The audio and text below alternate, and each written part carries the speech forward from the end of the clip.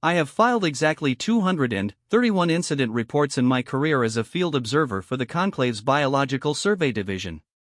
230 of them were boring. I want to be clear about that before I tell you what happened on Vethkalos 4, because context matters, and the context is this: I am not a dramatic creature by nature. I do not embellish. I measure, I categorize, I log.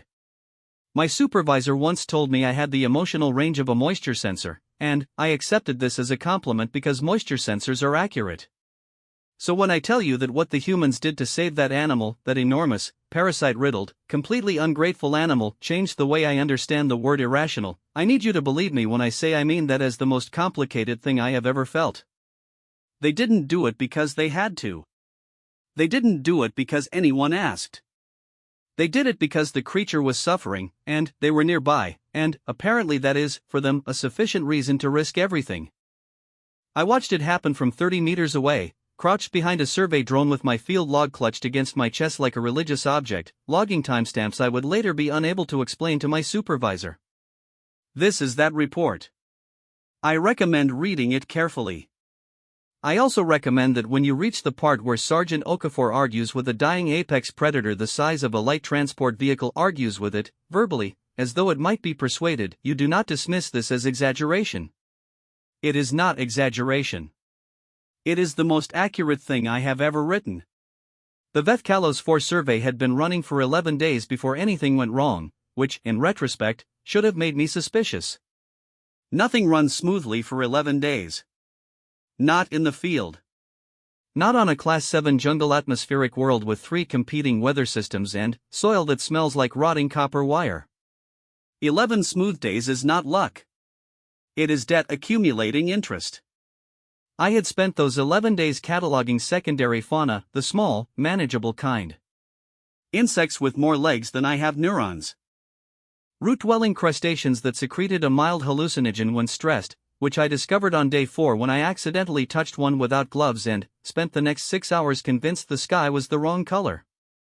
My name, for the record, is Surveyor 3rd Class Ven Soladath of the Conclave's 9th Biological Survey Division, and I have been stationed on more uncomfortable worlds than I care to enumerate, and I still maintain that day 4 was the worst of my career, including the incident on Mira 5 that I am contractually prohibited from discussing. The point is, 11 days, small fauna, no disasters. I was 2 days from extraction. My field log was 40% complete, which is, statistically, the most complete field log the 9th Division had produced in 6 standard cycles. I had noted this in the log itself, which my supervisor would later circle in red and annotate with the word hubris. She was not wrong. Day 12 began with a sound. I was eating breakfast, a compressed nutrient block that tasted the way I imagined structural adhesive would taste if someone added salt, when the sound reached the camp. I have 4 auditory receptors positioned across my skull in a configuration evolved for 360-degree threat detection, a trait my species developed during the culling period, which is what we call the era before we invented walls. All 4 receptors oriented simultaneously toward the eastern ridge. The sound was low. Structural. The kind of vibration that doesn't travel through air so much as through rock and soil, arriving in the bones before the ears process it. My species has a word for this category of sound, velsorif. Roughly translated, it means the noise a large thing makes when it is no longer able to pretend it isn't in pain. I put down the nutrient block. I picked up my survey drone's remote interface. I sent the drone east. The Vethkalos Greater Felid, designated VKF-1 in my preliminary survey notes, upgraded to VKF Primary when it became clear there was only one, was a predatory megafauna approximately 11 meters from nose to tail tip and massing somewhere in the range of 4,000 kilograms, by my drone's laser estimations. It was covered in overlapping scale plates that ranged from deep amber at the spine to near black at the flanks, with articulated sensory whiskers along its jaw that I had originally thought were decorative and, later understood, based on the prey behavior I'd observed, were sonar emitters.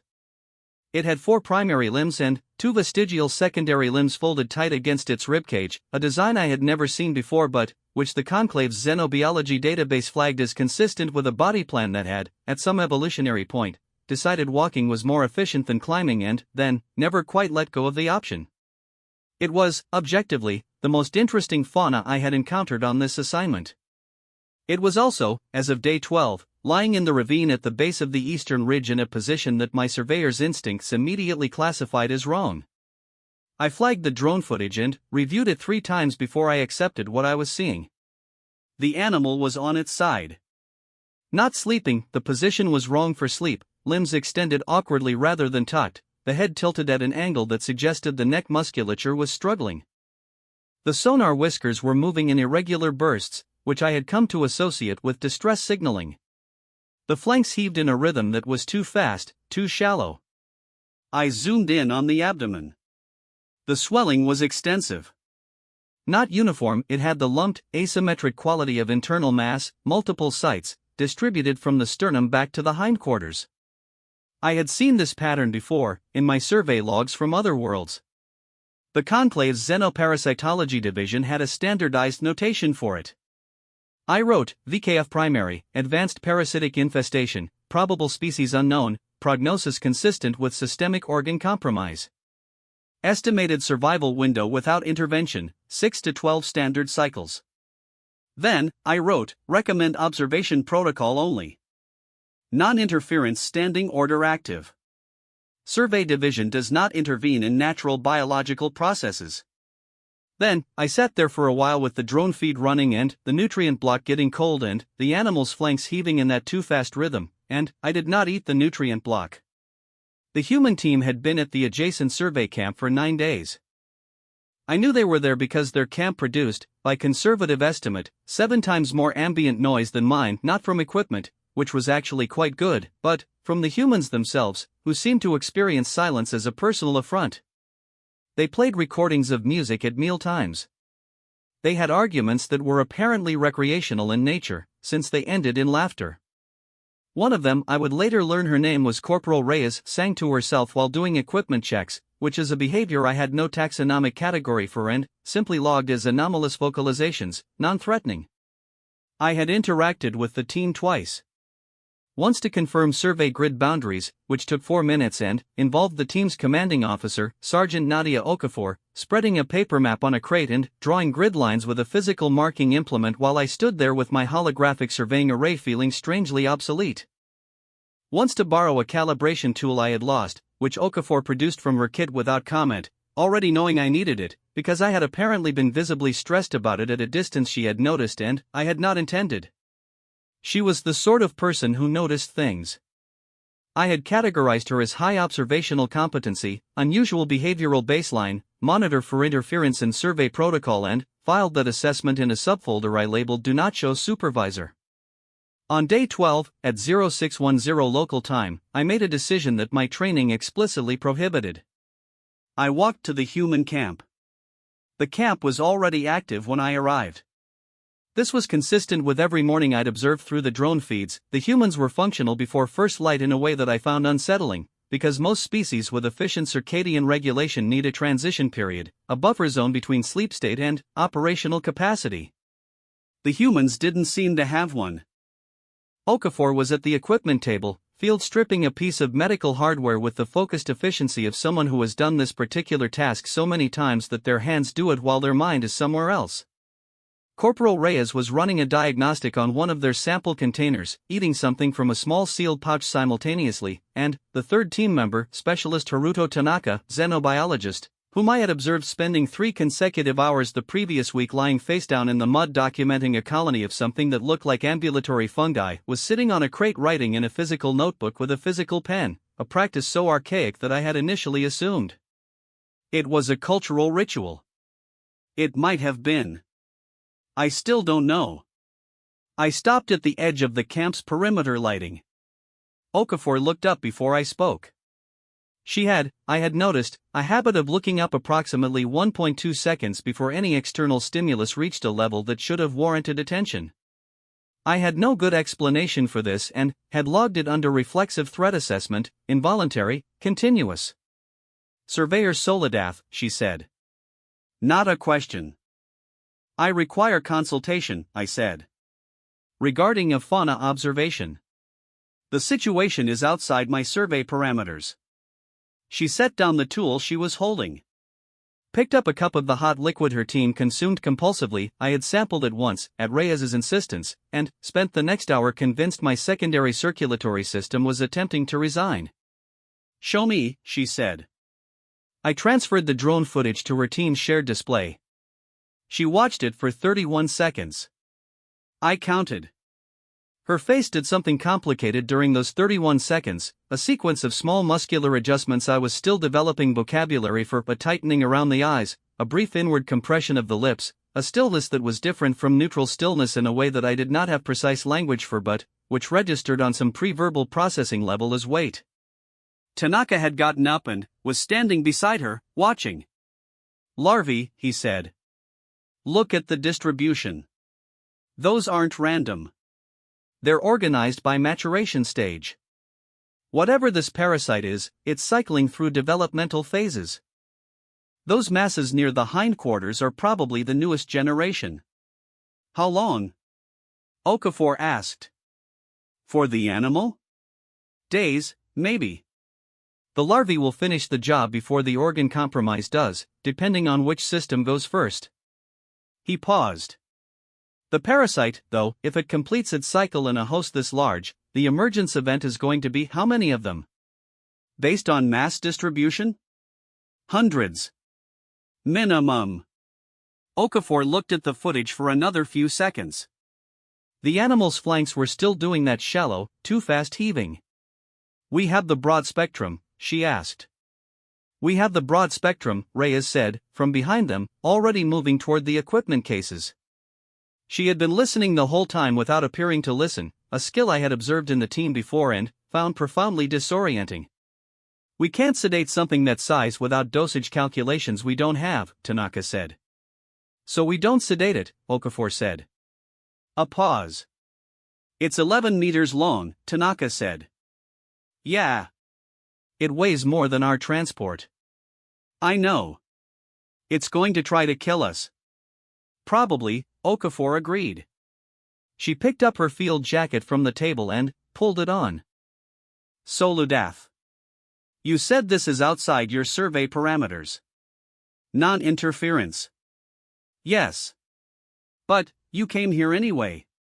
I had, in fact, considered this question during the walkover and arrived at no satisfying answer. I said, "I am logging this interaction as a cross-team consultation required for survey accuracy." She looked at me for a moment. One corner of her mouth moved in a direction I had learned, provisionally, to associate with something humans found slightly absurd. "Okay," she said. "You can come with us or stay here." "I will observe," I said. "From a suitable distance." "Sure," she said. "Bring your drone."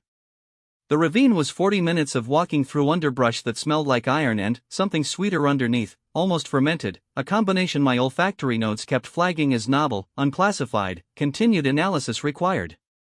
I spent those 40 minutes composing a justification for my supervisor and discarding it approximately every 8 minutes when it failed to cohere. By the time we reached the ridge's edge and I looked down into the ravine, I had given up on justification and was simply logging observations, which is, I think, what I do when I don't have a better coping mechanism available. The VKF primary was still on its side. Larger than the drone footage had communicated. The footage had given me measurements, and I had processed those measurements intellectually, but intellectual processing and standing on the ridge above a creature that filled the ravine floor with its body were, I discovered, different experiences. The scale plates along its back were individual pieces of armor the size of my torso. The sonar whiskers, even lying still, were longer than I was tall. One of its paws, forelimb, primary, was visible from the ridge, and the articulation of its digits made my species equivalent appendages feel like a polite suggestion. The swelling was worse in direct observation than on the drone feed. The largest mass, near the midsection, was visibly pulsing. Slow, rhythmic. Not the animal's heartbeat. Tanaka crouched at the ridge edge, studying it through a scanner. Parasite has a heat signature distinct from the host. The larvae are warmer than the animal. They're metabolically active, consuming available tissue. The largest cluster is near the liver analog. He paused. Remarkable, actually. The organizational behavior, they're maintaining spatial separation between developmental stages. That's not random. That's coordination. Is that important right now? Reyes asked. No, he said, with the particular tone of a person who finds something important that cannot be made timely. Okafor was studying the ravine topography. She had the paper map out again, which still baffled me, and was marking something on it with quick, efficient strokes. We need it still long enough to get the injection sites established. If it's got the strength to move, we'll have maybe 30 seconds before it decides we're the problem. It's going to smell us before we get down there, Reyes said. I know. And the pain response is going to, I know. Okafor, I'm just saying that a creature that size, in that much pain, with that much fight response remaining, Reyes. A pause. I know. What's the injection site for the broad spectrum? Tanaka pointed without looking up from the scanner. Base of the neck, if we can get to it. That's the major lymphatic junction, based on this body plan. Maximum dispersal from there. Failing that, the primary limb joints, 4 sites, more time consuming, but achievable. Can we reach the neck? If it's not trying to kill us, yes. And if it is? Then, the limb joints, Tanaka said, and also we will probably be dead. Reyes made a sound. I later classified this sound as sardonic acknowledgement, which is apparently a human vocalization for I understand the situation is terrible and I am still here. Great, she said. Fantastic. Best mission. You love it, Okafor said. I really do, Reyes said, and she sounded, inexplicably, like she meant it. I want to note, for the record, that I did not plan to go down into the ravine. I want to note this clearly because my field log's timestamp record shows my position shifting from ridge observation post to ravine floor in a sequence that looks, in retrospect, deliberate, and I would like it understood that it was not deliberate. It was the result of a series of small decisions that each seemed locally reasonable and, which, in aggregate, resulted in me standing on the ravine floor with 3 humans and one of the largest fauna I had ever observed at a distance of approximately 12 meters. The first small decision was activating my drone's maximum sensitivity audio capture. The second was adjusting my position on the ridge to improve the drone's angle. The third was noticing that Okafor's team was moving down the ravine's axis slope, and that the slope was steep, and that my drone would lose line of sight unless I also moved. The fourth was moving. The fifth, sixth, and seventh decisions all happened very fast. The animal smelled us at 11 meters. The sonar whiskers flared a simultaneous extension, all 4 primary whiskers going rigid and oriented in our direction. The flanks stopped their shallow heave for one held moment. Then, the VKF primary began to move. It was not fast. That was the first thing I registered, and I registered it with the particular clarity that my species experiences in moments of acute threat, a neurological phenomenon we call Drell focus, the sudden sharpening of observational capacity that occurs when survival calculation becomes primary. The animal was not fast because it could not be fast, because whatever the parasites had done to its musculature had cost it the explosive burst capacity a predator of its type would normally employ. What it had instead was inertia. 4,000 kilograms of inertia, rolling slowly upright with the deliberate, grinding effort of a thing that was not going to let pain stop it. The scale plates along its spine rose. Not decorative. Not defensive.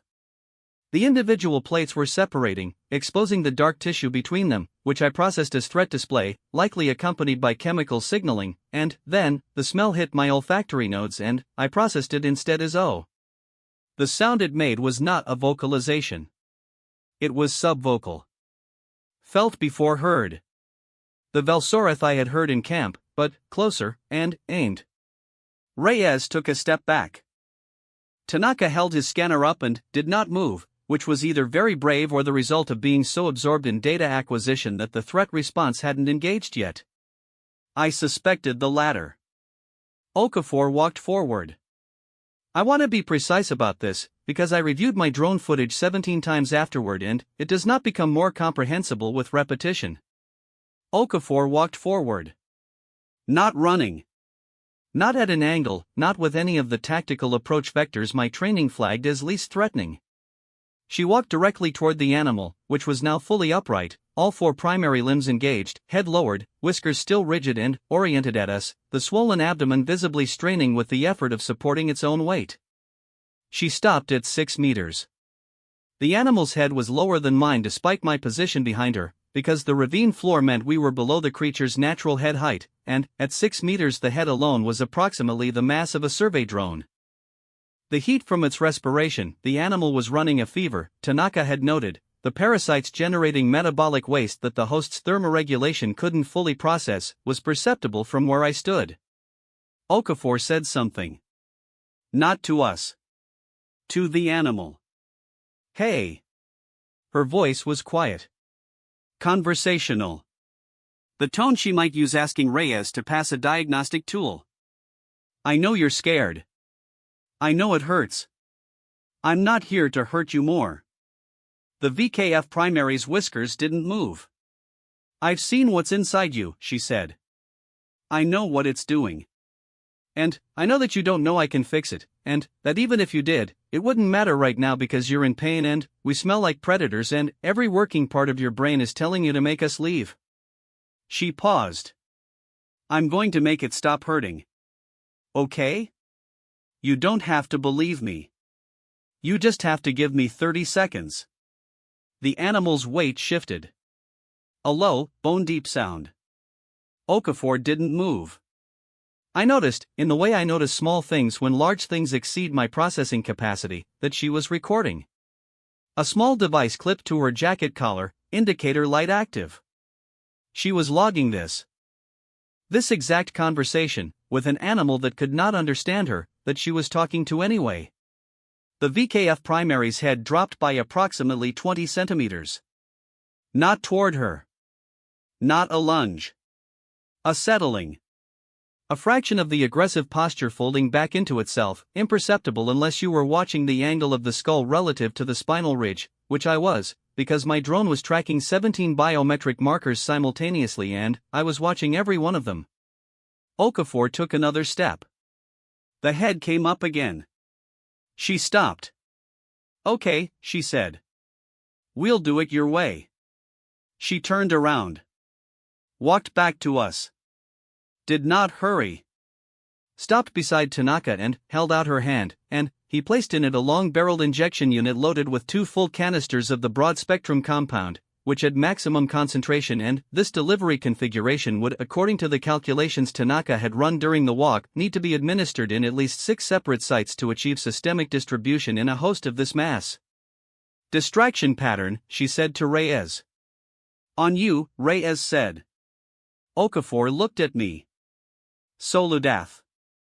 Is your drone's audio loud enough to carry over ambient noise at this distance? I checked. Yes. Can you play back the animal's own distress vocalization from earlier? The subvocal register. I stared at her. The recording you made when it first called out this morning, she said patiently. Play it back. Modified. Drop the pain frequencies. Keep the communication layer. I had not previously considered that the vocalization had distinct frequency layers. I reviewed my recording in real time. There was, in fact, a layered structure, a subfrequency band beneath the distress signal that had different characteristics. Repetitive. Structured. I modified the playback. Ran it through my drone's emitter array. The VKF primary's whiskers went from rigid to not relaxed. But different. The rigidity changed character. It was now something I would have classified as attending rather than defensive. Okafor moved. I have the full drone footage. I will not attempt to fully describe what happened in the next 4 minutes, because I do not have adequate language for some of it, and the parts one do have language for are better served by the footage itself. What I will say is this: Reyes moved in a wide arc to the animal's left flank, not threatening, keeping distance, making noise. Specifically, she was talking, a continuous low patter that I later reviewed and found was a list of equipment inventory items read in alphabetical order, which had apparently been established as her distraction technique of choice for reasons I did not ask about. Tanaka moved to the right with a second injection unit and a scanner he was using to confirm site positioning. Okafor went for the neck. The animal moved twice. The first time, it swung its head toward Reyes, and the reach of that motion covered 3 meters of ravine floor in less time than I could track, and Reyes was not there when it arrived, because she had moved, and she did not stop talking. The second time, it caught Okafor's motion toward the neck in its peripheral sensing range, and the primary left forelimb came around in a sweep that would have been catastrophic, and Okafor dropped flat against the ravine floor and the limb passed over her and she came back up onto her feet before I had finished processing that she'd gone down. She got the neck site. Tanaka got both primary limb joints on the right side. Reyes, on the fourth attempt, I watched all 4 attempts, the first 3 interrupted by the animal's movement, the fourth successful because Okafor had redirected its attention by the simple method of walking directly in front of its face again, conversationally, hands visible, talking, got the remaining sites. The broad-spectrum compound needed approximately 40 minutes to begin systemic effect. The VKF primary spent 32 of those minutes attempting to decide whether to kill us. We spent them in the ravine, at varying distances, not leaving. This was not in any protocol I had been trained with. The protocol for a non-intervention survey context is, observe from safe distance, do not engage, do not interfere with natural biological processes, report findings. The protocol for a dangerous fauna encounter is, withdraw to safe distance, signal for extraction if necessary. There is no protocol for stay in the ravine with the dangerous fauna while it decides whether to kill you because leaving would interrupt the treatment. There is no protocol for it because the assumption is that no rational observer would choose to do it. Okafor sat on a rock at the edge of the ravine floor. She took out a small container and ate something from it, which turned out to be preserved fruit, the smell of which carried across the ravine and caused the VKF primary's whiskers to do something I had no category for. She was watching the animal's abdomen with the focused attention she brought to everything, tracking the visible pulse of the parasite masses, noting changes. I sat beside her because the rock was large enough and my legs were tired and I had also stopped having a functional rationale for why I was where I was, so I might as well be comfortable. You talk to animals a lot? I asked. When it helps, she said. It understood nothing you said. Probably not the words. She watched the abdomen. But, the parasite stress response, the pain, is spiking their threat assessment. If I can present as non-threatening long enough for them to distinguish me from another threat, there's a window. A pause. Usually. I've had it not work. I considered this. The animal across the ravine was watching us with one eye, sonar whiskers still partially extended. Its breathing was still too fast, but the quality had changed. There was a depth to it now that hadn't been there before, the first evidence of the compound beginning to work, the parasites beginning to encounter something their biochemistry wasn't equipped for. Why? I asked. She looked at me. Why what? Why are you here? The animal. You chose to come. It is not your survey subject, it is not your assigned task. You have no requirement to. It was suffering, she said. A pause. That is the complete answer? I said. She looked at me for a moment in a way that I classified, provisionally, as finding the question slightly strange. Yeah, she said. That's the complete answer. At the 37-minute mark, the VKF primary vomited. I am including this for accuracy. It was extensive. Tanaka, who had moved closer to document the expulsion event, said there they are in a tone of scientific satisfaction that Reyes described as the most disturbing thing she'd heard all month, and Reyes had heard me play back the modified distress vocalization at close range, so this was meaningful. The parasite larvae, and there were, consistent with Tanaka's estimate, hundreds, were not individually large. In aggregate, the expulsion event lasted approximately 6 minutes and covered a significant section of ravine floor. The VKF primary, afterward, lay on its side again. This time, the position was different. Not the wrong angles distress sprawl of the morning. The limbs were tucked. The sonar whiskers were retracted to resting position. The flank heave was slower. Deeper. Okafor stood up and walked toward it. stopped at 3 meters, which was not a safe distance by any measure, and crouched down to the animal's eye level. The eye was open. She watched it. It watched her. After a moment, she said, quietly, "There you go." I filed my Day 12 incident report that evening. It ran to 11 pages, which is 9 pages longer than any previous incident report I have filed, and it included, in the methodology section, the phrase cross-team consultation resulted in field expedient treatment of observed fauna, outcome positive, procedural justification pending. My supervisor has not yet responded. I have been composing the justification for 4 days.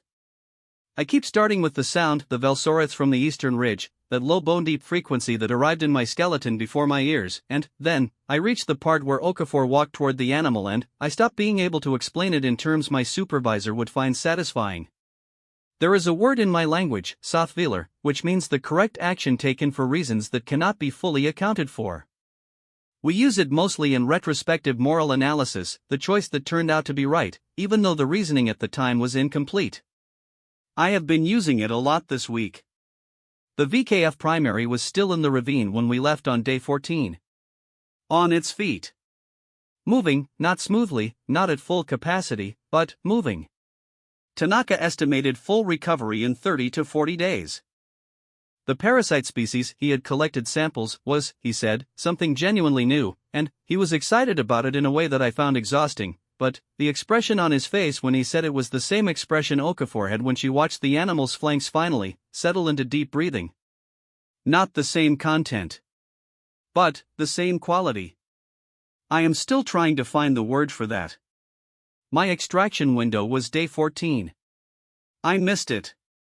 This was not, strictly speaking, my choice. The weather system rotating off the Southern Ocean collided with the high-pressure front from the equatorial band on day 13, and what resulted was the kind of atmospheric event that Vethkalos 4 apparently staged every 42 local days, a full pressure inversion that grounded all aerial transit for 6 days minimum and filled the jungle with a constant, close fog that tasted of copper and something else I had no baseline for, something organic and old, like the planet exhaling something it had been holding for a long time.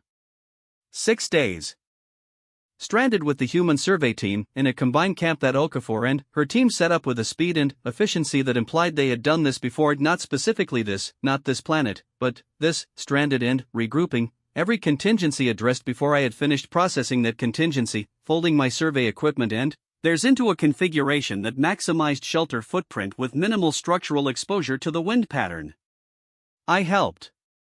Or I tried to help, until Reyes pointed out, not unkindly, that I was holding a support strut backward and had been for the last 4 minutes while nodding at Tanaka's explanations with the confidence of someone who understood what they were doing. I put the strut down and began logging instead, which is what I do when I want to be useful and have run out of other options.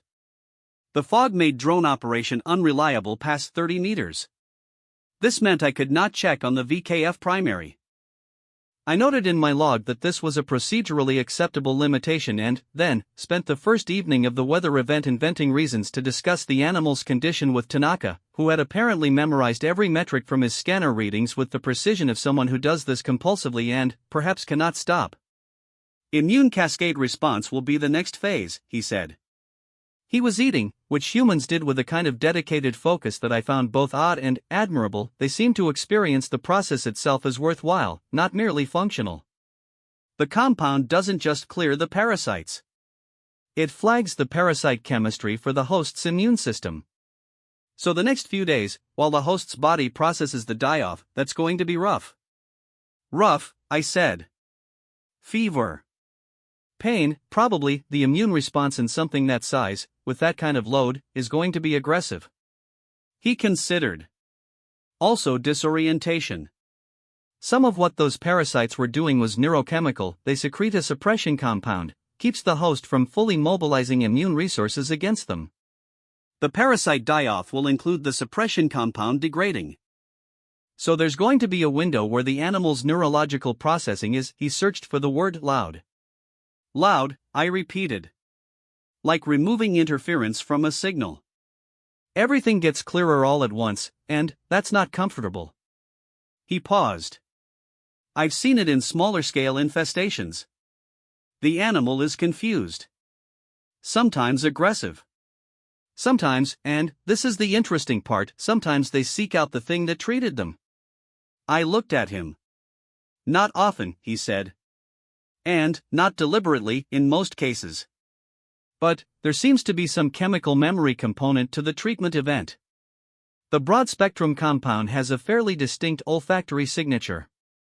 If the animal's neurochemistry is returning to baseline and, one of the last events before the infestation became critical was an encounter with that smell, he shrugged, in the human way, a lift of both shoulders that communicates something like I have a hypothesis and, it is interesting but, I am not committing to it.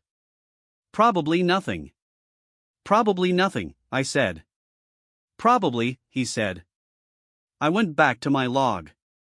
At 0340 local time, something stood outside the camp perimeter and made a sound. The combined camp's perimeter system, the humans had a good one, layered pressure sensors and olfactory triggers that Reyes had set up in a pattern I had not understood until the alert activated, and I saw the visual map of the coverage and thought, oh, that's elegant, registered a large contact at the northeast boundary. I was awake. I sleep in shorter cycles than humans, a species difference that had already resulted in me being the one who noticed when Tanaka's data processing unit ran out of power at 0200 on the first night and silently began losing data, which I corrected without waking him and then felt oddly pleased about in a way I did not examine closely. The alert was low priority, perimeter contact, non-aggressive approach signature, contact stationary. I checked it. Checked the thermal scan. Updated my log entry from probably nothing to reconsidering. I put on my field jacket. Took my drone remote. Walked to the perimeter's northeast edge. The fog was dense. My species has limited thermal sensing. We evolved in cooler climates where thermal differential is rarely a primary survival cue, but what I had was enough to distinguish the shape. It was 12 meters away, at the visible edge of the fog. Sitting. Not the emergency sprawl of the ravine, not the attack posture of the previous day. A resting position, weight settled, head down to approximately the level of its own forelimbs. The sonar whiskers were extended. Not rigid. Not the defensive broadcast of a threat display. Extended in a way I had not seen before, and would not have had language for except that I had been spending time with a team that talked to things, so I looked at the whisker angle and the body orientation and the fact that it had walked 40 minutes through this fog and I wrote in my log, attending. I stood there in the fog for approximately a minute, drone running, not sure what I was supposed to do. Then, the tent behind me opened and Okafor came out. She was not alarmed. She had a jacket over her sleep layer and her boots only half fastened and the cup of her terrible hot liquid in her hand, which meant she had already assessed the perimeter alert and decided it did not require a threat response before she got dressed. She came to stand beside me. Looked at the shape in the fog. She said. Tanaka mentioned a chemical memory component, I said. Yeah. She sipped the terrible liquid. Smell travels far in fog. Especially the broad-spectrum compound, it's persistent. It walked here.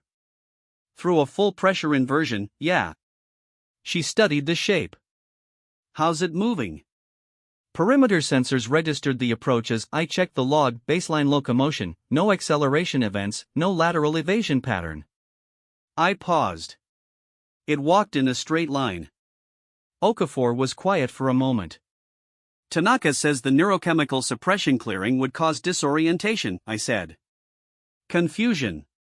Probably, she said. It does not appear confused. No, she agreed. It doesn't. We stood in the fog for a while. The VKF primary did not move. Its whiskers continued their quiet extension, processing whatever the fog carried toward them: our smell, the camp equipment, the fog zone copperan, organic chemistry. Its breathing was audible from 12 meters, and it was deeper than yesterday, fuller, the shallow emergency heave replaced with something that had room in it. It's going to be in pain for a few more days, Okafor said. The immune cascade. Tanaka said. So it came here. Not a question.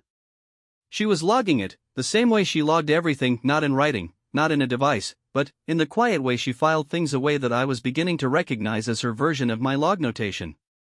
Ha! I said, my training does not cover this. What does your training say to do? Maintain safe distance. Do not reinforce the animal's association with the camp. Non-interference with natural behavioral processes. She looked at me. I am aware, I said, that the entire series of events since day 12 constitutes a significant departure from non-interference. Little bit, she agreed. She turned back to the shape in the fog. We can't let it associate the camp with safety. That's not good for it long term. It's a predator. It needs to be a predator. Yes. So we can't feed it, can't call to it, can't do anything that reinforces the approach behavior. Correct. But we also can't chase it off aggressively, because it's still in the middle of the immune response, and that much adrenaline in his system already under stress would be counterproductive, yes. She was quiet. Sipping the terrible liquid. Working through something. So we wait, she said. Let it sit there as long as it needs. Don't engage. Don't reward. Just exist nearby, which is already what we're doing, and eventually it'll leave on its own terms and go back to being what it's supposed to be. This was, I noted, also approximately what she had done in the ravine. Exist nearby. Not engage, not retreat. Just be present, without agenda, until the thing in pain sorted out what it needed to do. You've done this before, I said. Not with anything this size, she said. But, the pattern. She was quiet for a moment. My grandmother had a lot of land, she said. Lot of animals on it. Wild ones, not kept. She never fed them. But, she existed there. For long enough. And, eventually she paused, searching for the word, filed her as not a threat. That is what you are doing, I said. Filing yourself as not a threat. More or less. To something that could kill you in 4 seconds. Probably 3, she said. The VKF primary's whiskers retracted slightly. Its head lowered another fraction. The breathing was slow now, the deep slow of an animal that was not sleeping but was resting in a way that sleep and wakefulness weren't quite the right categories for. Reyes appeared at the tent opening behind us, took in the scene, said oh, good, it came, went back inside, and returned 30 seconds later with her own cup and a folding seat, which she unfolded and sat on, apparently prepared to wait. She's not surprised, I said. Reyes bets on things, Okafor said. She bet it'd come back. She bet with whom? Tanaka. He bet it would be gone by morning. What were the stakes? Equipment cleaning rotation. I filed this in my log under cultural practice, unclear function, apparently important. The VKF primary stayed until 06:20 local time. Then, it stood at the motion slow, not the reluctant grinding of the ravine, more deliberate, the kind of rise that happens when a body has recovered enough to remember what it was built for, and turned, and walked back into the fog, and was gone. The perimeter sensor logged the withdrawal.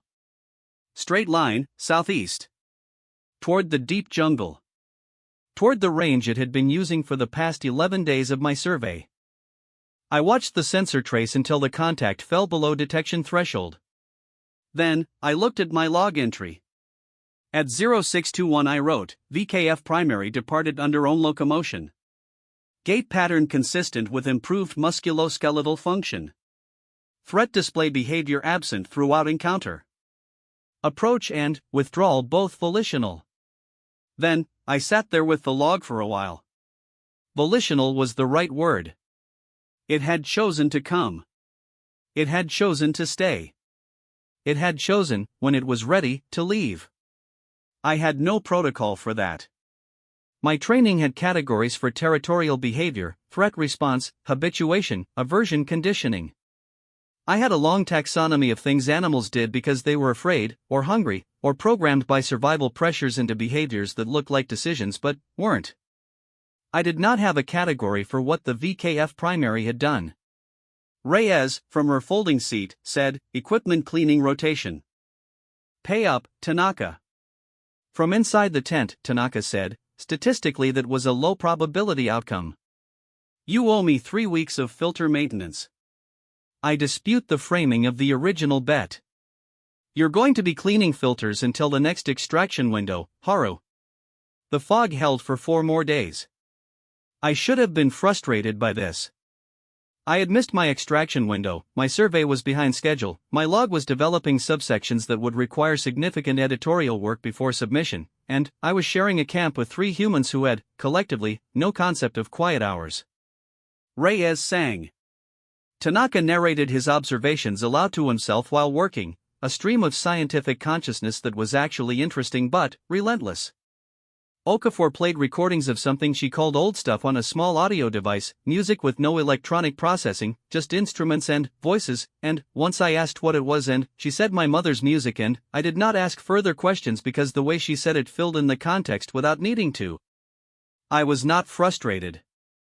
I was, instead, conducting, in the margins of my official survey log, what I was mentally calling supplementary behavioral observation and, what was actually, if I was being precise with myself, something more like paying attention because the thing happening in front of me is more interesting than anything I have surveyed in 6 standard cycles. The humans worked.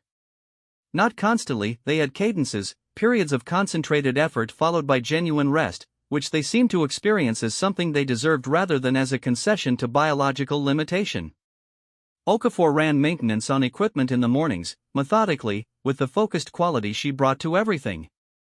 Reyes cataloged samples with a speed that baffled me until I realized she had developed a mnemonic system for the classification codes that meant she barely had to look at the reference guide. Tanaka wrote in his notebook for 2 hours every evening, and, when I asked him once what he was writing he said letters and, I said to whom and, he said nobody, yet and, I thought about that for 3 days before I decided it wasn't a riddle.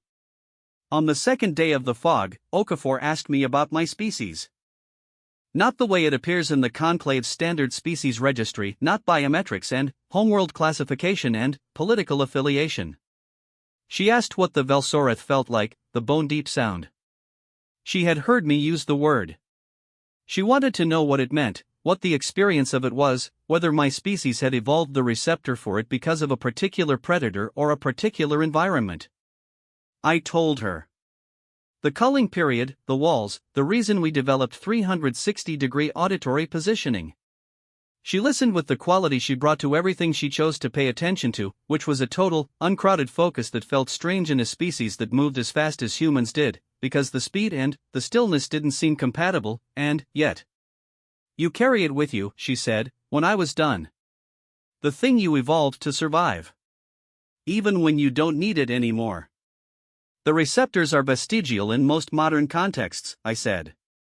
There are no culling period predators anymore. But, the architecture persists. Yeah, she said.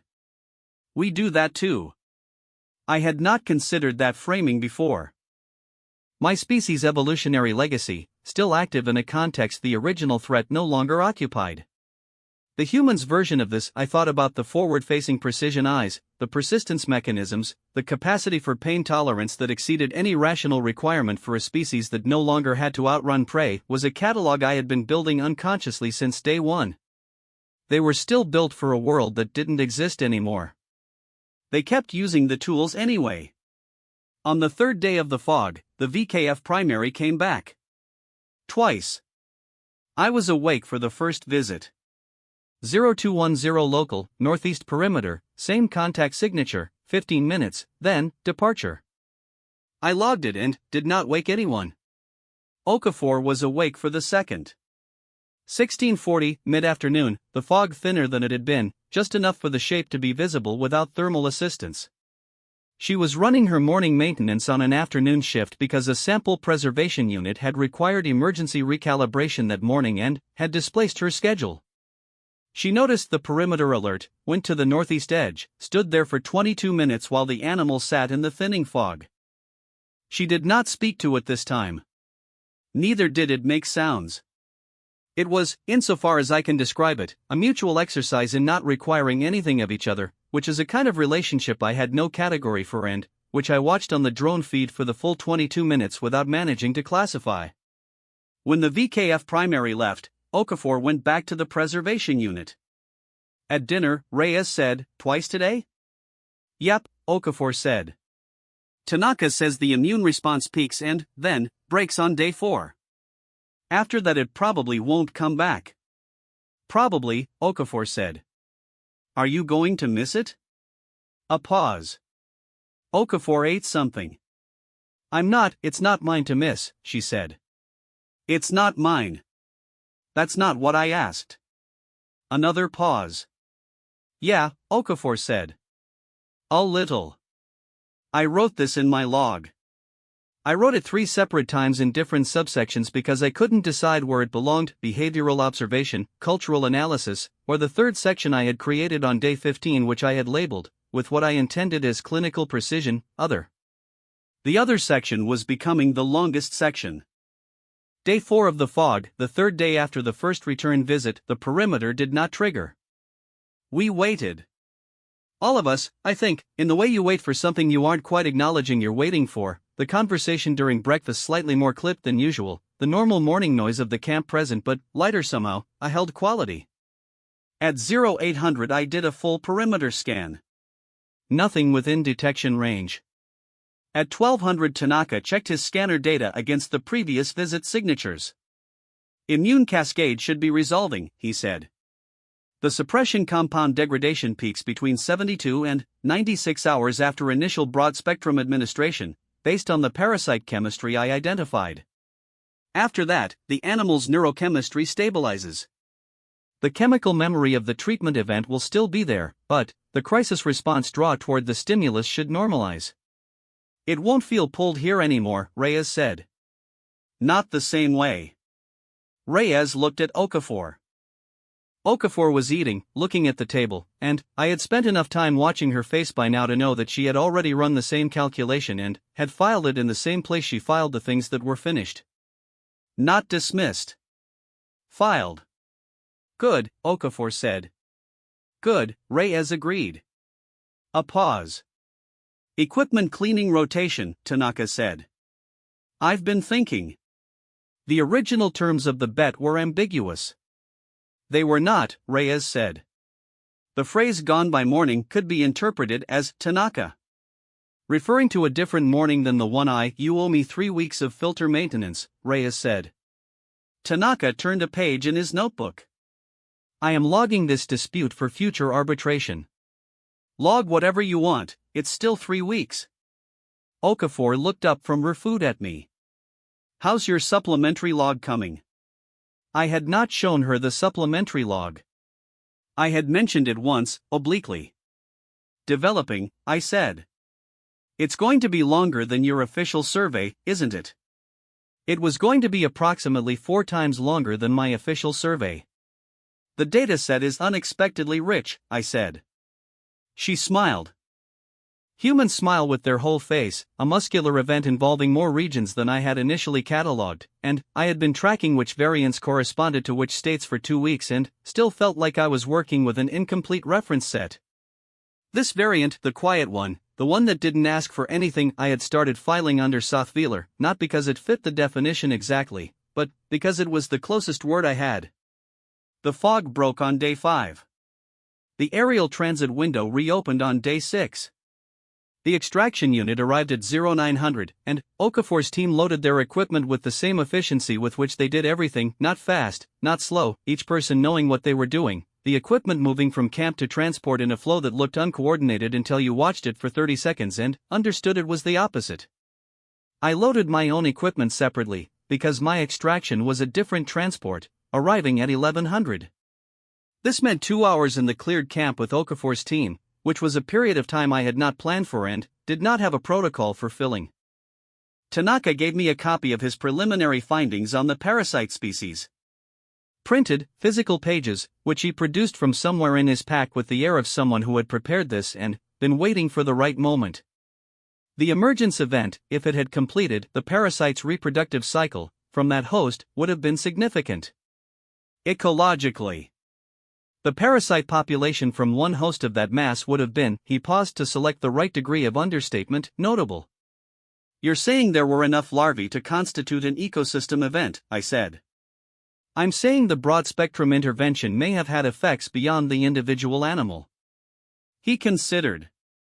I'll be writing that up. It'll take a while. The Conclave's Xenoparasitology division is going to be interested. He handed me the pages. I looked at them. The parasite was, as he had said, genuinely new, a body plan and reproductive strategy that the database had no close analog for. On the first page was a photograph from the ravine, taken during the expulsion event, and, beside it, a preliminary anatomical sketch that Tanaka had drawn by hand in his notebook and, then, reproduced here, detailed and careful, with small handwritten notes and margins. "Why paper?" I asked. "My mother drew everything by hand," he said. "I kept the habit." He paused. "Same reason Okafor plays her mother's music." I held the pages for a moment. "Thank you," I said. "Thank the animal," he said. "It's the one who showed up. Okafor found me at 10:40, 20 minutes before my transport. I was at the northeast corner of the cleared camp. The camp structure was down, the equipment loaded, just bare ground with the flattened grass where the shelter had stood, running a final scan of the area for survey completeness. She came and stood beside me. "Final sweep?" she asked. "Standard protocol," I said. "Then, and?" "Yes." She looked at the jungle edge. The fog was fully gone. The light on Vethkalos 4 in clear weather was slightly blue-shifted relative to my homeworld standard, a quality I had stopped noticing after day 3 and was now noticing again, newly, as though the weather event had reset something. The jungle under that light was very green and very tall and very indifferent to everything that had happened in it in the last 2 weeks. "The supplementary log," I said. "I need to include the visit events. The return visits. In my official report, I mean, not just the supplementary." "Yeah," she said. "My supervisor is going to have questions." "What will you tell her?" I had been thinking about this. "I will tell her that the intervention was initiated by the adjacent human team under field emergency protocols, and that I remained on site to document outcomes as required by cross-team survey coordination procedures."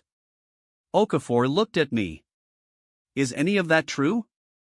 "The human team was the one who initiated the intervention," I said. "That part is accurate. And the rest?" I looked at the jungle. The sonar whiskers, if they were in there somewhere, were not visible. Of course they weren't. That was the point.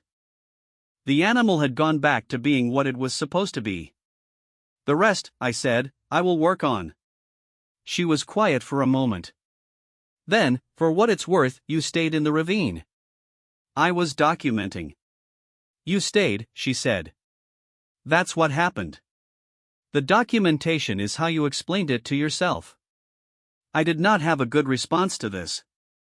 My transport arrived at 10:58, 2 minutes early. I boarded it with my survey equipment and my official log and my supplementary log, which was at that point 41 pages long and growing, and Tanaka's printed parasite pages, and a significant quantity of things I had no language for and was going to have to develop language for or give up on classifying, and I was not going to give up on classifying because I am a surveyor and classification is what I do, especially when the category I need doesn't exist yet. From the transport window, as the aircraft rose above the jungle canopy, I ran a final thermal scan. In the deep jungle, northeast of the former campsite, moving in a direction consistent with its established range, a contact signature, large, locomotion baseline, no acceleration events. Walking. Just walking. I closed the thermal scan. Opened my log. Wrote, under VKF primary status, final observation, ambulatory. Independent. Range appropriate behavior resumed. Then, I closed the log and watched the jungle fall away below me and did not write anything else for a long time. The Conclave's 9th Biological Survey Division operates out of a processing station that is, objectively, one of the least interesting places I have ever been. It is a cube. It is gray. It has a climate control system calibrated for a species average that does not actually describe any species I have encountered, resulting in ambient temperature slightly too warm for my comfort and lighting slightly too blue for my visual processing, so I exist there in a state of persistent mild dissatisfaction that I have come to treat as baseline. I have worked there for 9 standard cycles. I arrived back from Vethkalos 4 on a transit day, filed my equipment in Bay 7, and went directly to the briefing room where my supervisor, Senior Surveyor Peleth Doranvex, was waiting with the preliminary filed report on her display and an expression I had learned over 9 years to classify as controlled patience running out. The briefing room smelled of recycled air and the particular chemical compound that Doranvex applied to her secondary carapace as part of her species grooming protocol, a sharp, mineral scent that I associated so strongly with professional accountability that encountering it anywhere else had once given me a reflexive anxiety response during a geological survey I still resent. "Soladath," she said. "Senior Surveyor," I said. "Your report is 11 pages. "Yes. The standard survey report for a Class 7 jungle atmospheric world is 3 pages. "I am aware. The supplementary log you filed simultaneously is 47 pages. I had written 6 more pages on the transit. "Yes. The supplementary log," she said, "contains 73 uses of the name Okafor, 41 uses of the name Tanaka, 29 uses of the name Reyes, and 412 uses of the phrase VKF primary. I had not counted.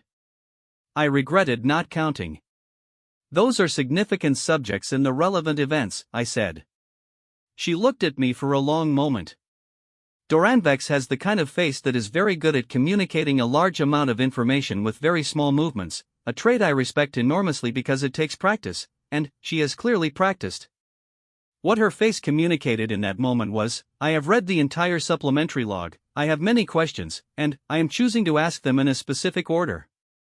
"The intervention," she said. "On day 12. "Yes. Non-interference protocol was active." "It was. You initiated cross-team consultation." "I consulted the adjacent human survey team regarding a fauna observation that fell outside my survey parameters," I said. "The intervention itself was carried out by that team under their own operational protocols. My role was observational. Your log places you on the ravine floor for 4 hours. I was observing. From the ravine floor. The ridge observation post had insufficient line of sight for adequate data capture." She looked at me. I looked at her. The climate control system produced a low, slightly wrong hum. "The human team's report," she said, "which was cross-filed with ours, describes you as actively participating in animal approach and field documentation, including providing modified audio playback via survey drone that was instrumental in reducing the animal's defensive response." I had not seen the human team's cross-filed report. I made a mental note to find out which of them had written it and decided it was probably Tanaka because Tanaka would have been careful about the instrumental. "That is an accurate description of my drone operation," I said. "The drone was operated in service of documentation objectives. The drone's modified audio output reduced the animal's aggression. That was an incidental effect." "Soludath. Senior Surveyor." She made a sound. Her species version of a long exhale, which carries more tonal information than a simple exhale because of the secondary vocal membrane. This version meant something in the range of, "I have been doing this job for 30 cycles and you are still capable of surprising me in ways I find exhausting." "The parasite," she said, shifting register.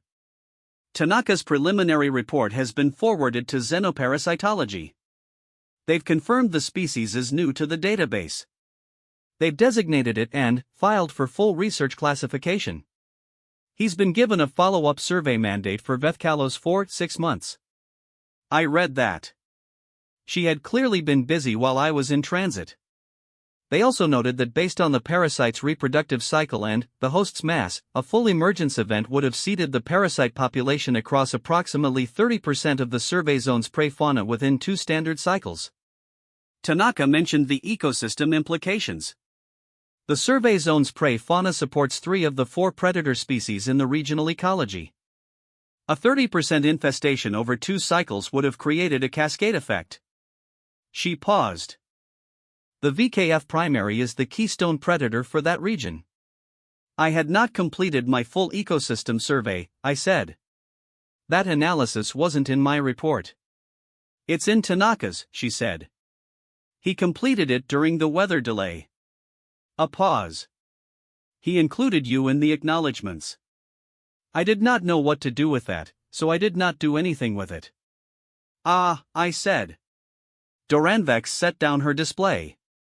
She did this when she was moving from formal review to something else, a behavioral tell she had never flagged as intentional but, which I had logged years ago as reliable. The return visits, she said. Documented in the supplementary log, sections 4 through 7. The animal returned to the camp 4 times over 4 days. 3 confirmed, 1 probable. The probable visit at 0210 on day 17 was a single sensor contact, brief, which I logged as possible rather than confirmed due to fog-limited visual verification. You think it was the animal? The sensor profile was consistent. She was quiet for a moment. She picked up a small object from the desk, a geological sample from some survey I didn't know, which she had kept on her desk for years and which I had seen her turn in her hands dozens of times when she was processing something. She turned it now. Why did it come back? She asked. Not the clinical version of the question. The other version. The one that wasn't in any protocol. Tanaka's hypothesis involves chemical memory and the broad-spectrum compound's olfactory signature, I said. The neurochemical suppression the parasites had maintained was degrading post-treatment, and the resolution of that suppression, the return to baseline neurochemistry, may have created an associative draw toward the last stable pre-crisis sensory event. That's one explanation, she said. Yes. What's another one? I had been thinking about this for 6 days. On the transit. At night in the camp. In every available gap in the weather delay days, when the official explanation was insufficient and the supplementary log was growing and I was filling sections labeled other with observations I couldn't categorize. I don't know how to say the other one precisely, I said. Doranvex looked at me. Turned the geological sample. There is a word in my language, I said, that I have been using incorrectly. Sothvealer. The correct action taken for reasons that cannot be fully accounted for. I have been using it to describe Okafor's decision to intervene. The walk toward the animal. Talking to it. All of it. And I think that word applies in the other direction also. I paused, arranging it. The animal was in pain, and then something reduced the pain, and the source of that reduction had a specific sensory signature. The chemical memory hypothesis accounts for why it came the first time. But, the 4th time, 2 days after the immune cascade had resolved, after the draw should have normalized, I stopped. Doranvex waited. I think it came because it wanted to, I said. I don't have a better explanation than that. I have tried to find one. It came because it wanted to, and it left when it was ready, and those are the most accurate descriptions I have of what happened. Silence. That's not in the official report, she said. No. It's in the supplementary log. Section 9. She set down the geological sample. Picked up the display again. Scrolled to somewhere. Section 9, she said. Observable indicators suggest volitional approach, volitional duration, and volitional departure, inconsistent with purely reactive behavioral classification. Suggest new category, affiliative proximity behavior, non-prey, post-treatment. No existing database entry. Recommend establishing. Yes, I said. She looked at me over the display. Recommend establishing, she said. As if we're going to open a new classification category based on one observation event. We have the cross-filed data from the human team's equipment. Tanaka's scanner biometrics, Reyes's perimeter sensor logs, my drone audio and thermal footage. 4 visits, full documentation. I paused. It is not an incomplete dataset. She looked at me for a long time. This is what you've been writing for 47 pages, she said. I'm still writing it, I said. The count is 53 pages now. I added to it on the transit. The meeting ran 2 more hours. By the end of it, Doranvex had agreed to forward the supplementary log to the Conclave's Xenobehavioral Division with a recommendation for preliminary review of the proposed new classification category. She had also written, on a physical form, she uses physical forms for certain things, a practice I have never questioned because some things you don't question, a procedural notation that described my involvement in the Day 12 intervention as cross-team observational support under survey coordination mandate. She handed it to me. "Keep that," she said. "In case anyone asks." "Thank you," I said. "Also," she said, "your official survey. The fauna catalog. 40% complete," I said. "I know. I'll need a return window to 90%, she said. I looked at her. "The supplementary log," she said patiently, "contains detailed behavioral observations of VKF primary across 14 active days, plus Tanaka's scanner data on 14 additional fauna species he documented during the weather delay, which he cross-filed with your survey mandate because the grid overlap was sufficient to justify it." She looked at the display. "You filed a 40% survey. The cross data brings it to 90% complete. 10% unaddressed. The southeastern quadrant," I said. "I didn't get there before the weather event." "The southeastern quadrant has a follow-up window scheduled in 4 months," she said. "You can complete it then, dot." A pause. "The Tanaka crossfile was his suggestion," she said. "He messaged the division 2 days before you arrived. Apparently he thought there might be a filing overlap he could help address. Tanaka had done this without telling me. Without asking whether I needed it, without flagging it as something he was doing. He had simply looked at the situation, identified what would help, and done it." I had a sudden, vivid memory of Okafor producing a calibration tool from her kit on day 2, already knowing I needed it, not mentioning it. "They do that," I said, mostly to myself. "Do what?" "The humans. They notice what's needed and do it without being asked and without telling you they did it." I paused. "They have a word for it, I think. Something in the range of looking out for. It does not have a precise conclave translation." Doranvex looked at me with the particular expression she uses when I am saying something she considers professionally adjacent to her patience limit but substantively interesting. "Write it up," she said. "I have," I said. Section 14. I want to tell you what happened 4 months later, when the follow-up window opened and I went back to Vethkalos 4. I was alone this time. Different extraction point, different survey grid, just the southeastern quadrant, 30 days. Standard protocol. No adjacent human team. I arrived on day 1. Set up the camp. Ran the preliminary drone grid. Ate a nutrient block, which had a new flavor option I selected at random, something labeled citrus, which turned out to be an acidic fruit extract that activated my olfactory nodes in a way I had not anticipated and that I was not entirely opposed to. On day 3, I ran the northeast perimeter scan from habit. Nothing. I noted this in my log without comment and moved on. On day 7, I was cataloging ground layer fungi. There was an interesting colonial network in the southeastern quadrant that showed characteristics I wanted to document thoroughly when my drone's audio array caught something at the edge of its range. Subvocal. Low. Structural. I know that sound now. My spine knows it. I looked northeast. The jungle was very green and very dense and the light was slightly blue shifted and there was nothing visible. I ran the drone. At the edge of detection range, moving parallel to my position, heading generally east, one large contact. Locomotion baseline. No acceleration. Smooth. The contact moved with me for approximately 40 minutes. Staying at range. Not approaching.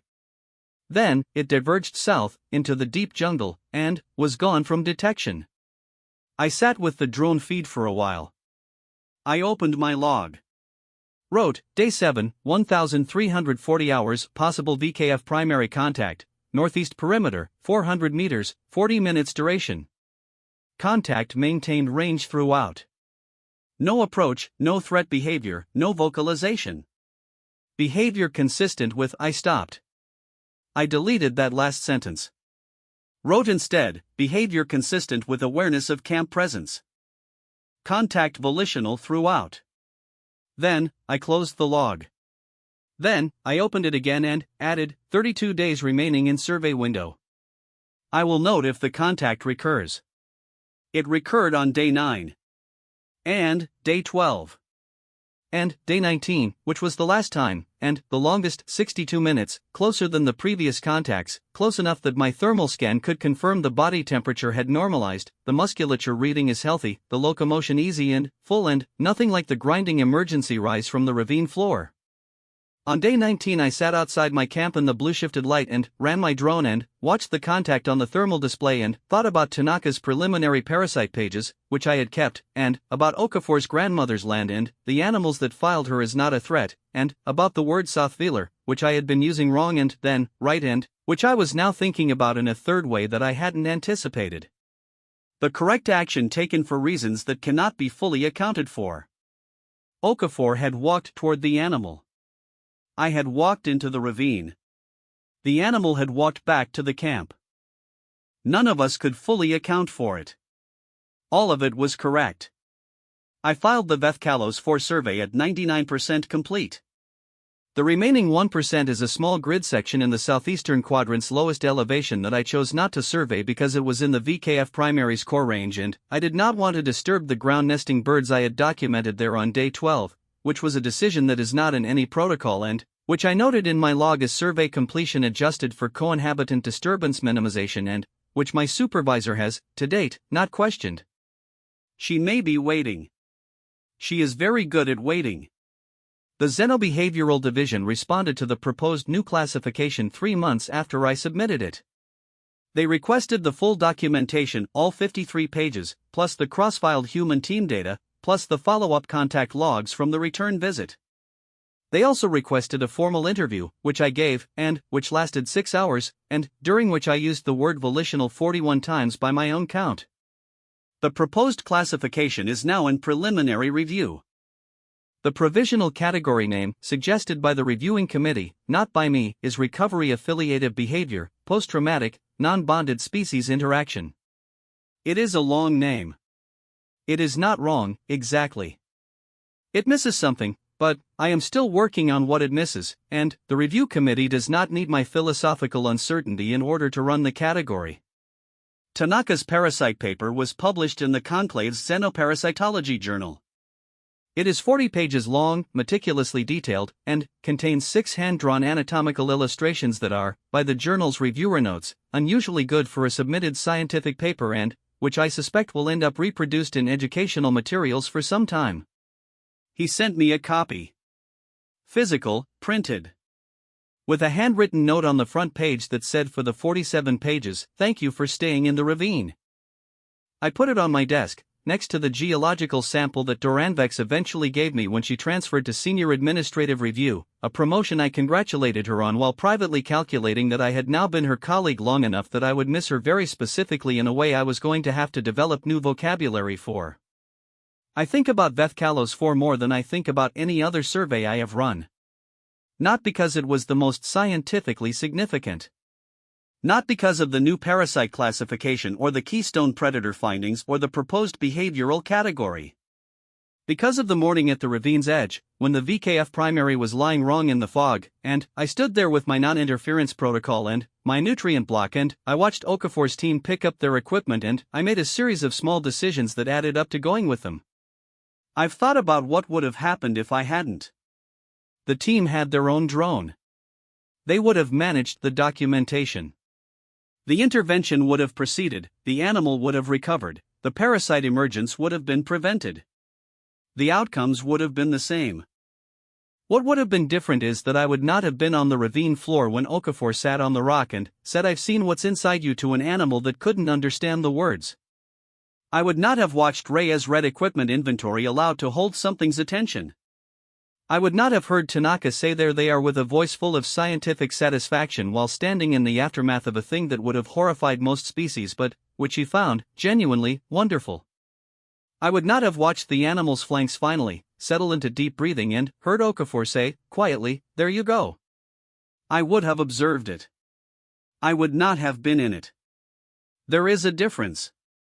I did not have adequate language for the difference before. I am building it now. One last thing. On the final day of the follow-up survey, before extraction, I ran a standard sweep of my camp to ensure no equipment was left behind. Standard protocol. I always do it. Every survey, every site, 9 cycles, never missed an item. On this sweep, I found, at the northeast corner of the campsite, at the base of the jungle edge trees, something that had not been there when I set up. It was a scale plate. Single piece, amber at the center shading to near black at the edge. Approximately 40 centimeters across. Clean edges, not broken off, shed. The underside still had the slight organic residue of connective tissue attachment, dry now, days old. Vethkalo's greater felids shed individual scale plates during the growth-regrowth cycle following significant physiological recovery. I knew this because Tanaka had noted it in the Parasite paper, in a footnote on immune cascade recovery markers, scale plate shedding indicative of structural tissue renewal, generally occurring 30 to 60 days post-primary immune response resolution. 30 to 60 days post-treatment. The treatment had been on day 12 of my original survey. I picked up the scale plate and sat with it for a while. Turned it in my hands the way Doranvex used to turn her geological sample. Looked at the underside, the dry connective tissue residue. The amber coloring, which in direct light was actually 2 colors, a deep gold at the core and something that was almost copper at the edges, a gradient that the drone's camera had not fully captured. I put it in my pack. Carefully. Between 2 padded equipment cases. I filed it under VKF primary, shed material, collected for documentation purposes. The documentation purpose, for the record, is to have it. There is probably a word for that in some language I haven't learned yet. There may already be one in mine and I haven't found it. There may not be a word for it anywhere in the Conclave's combined linguistic database, in which case I will note the gap and move on, because sometimes what you are left with at the end of a survey is not a completed classification but a collected thing you carry home, and the value of it is not in the category but in the fact of the carrying. Okafor would understand that. I think she would shrug and say yeah. And I would think, in a way I couldn't have managed 2 standard cycles ago, yeah,